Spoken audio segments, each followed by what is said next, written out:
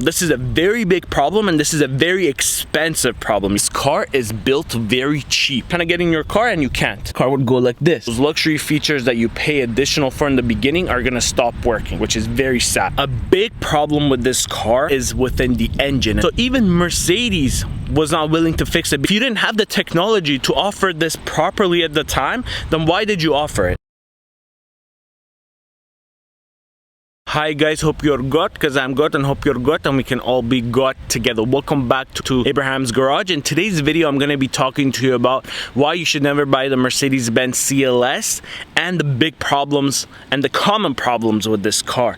Now, I've owned this car for over 5 years and I've gone through a lot with it, and today I'm going to be sharing those with you. If you're new to the channel, don't forget to subscribe, and if you like the video, give me that thumbs up. Let's go and talk about the big problems. Now, the first problem that I have with this car is the build quality of the car. This car is built very cheap. I was thinking if I were to get a big V8 Mercedes almost at the top of the line, then I could be driving it for a lot of years and everything is going to be fine. Not the case. Things that are used in this car are built very cheap. The materials are very bad. Things that get into problems with this car are things like coolant pipes and things like that. Also features such as your massage seats and those luxury features that you pay additional for in the beginning are gonna stop working, which is very sad. A big problem with this car is within the engine, and it's the camshaft. Now, this is a common issue with all the CLSs. Very common problem for the camshaft to fail. This is a very big problem, and this is a very expensive problem. You're pretty much screwed if you have this problem, and unfortunately I had this problem.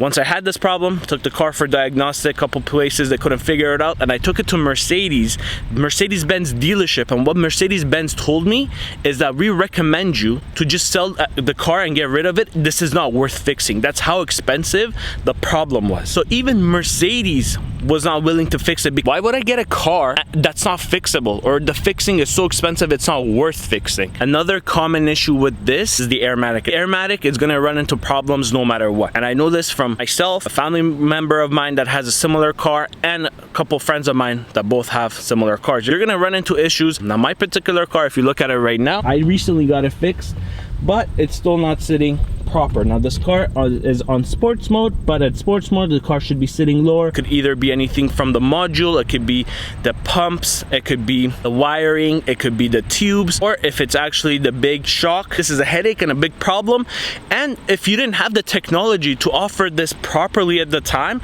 then why did you offer it? Another issue with this car is the door.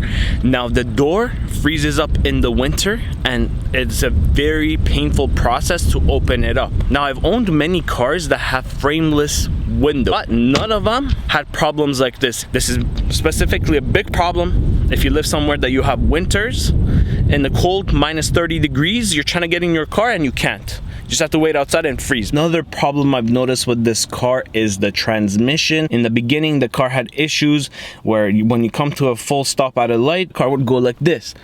And in the beginning, I wasn't sure what's wrong with it, but had to go change the transmission fluid. Once I'd done that, the car became okay. This is something that needs to be done on most of the cars, but based on the kilometer that they rate it as, you would have to do it sooner.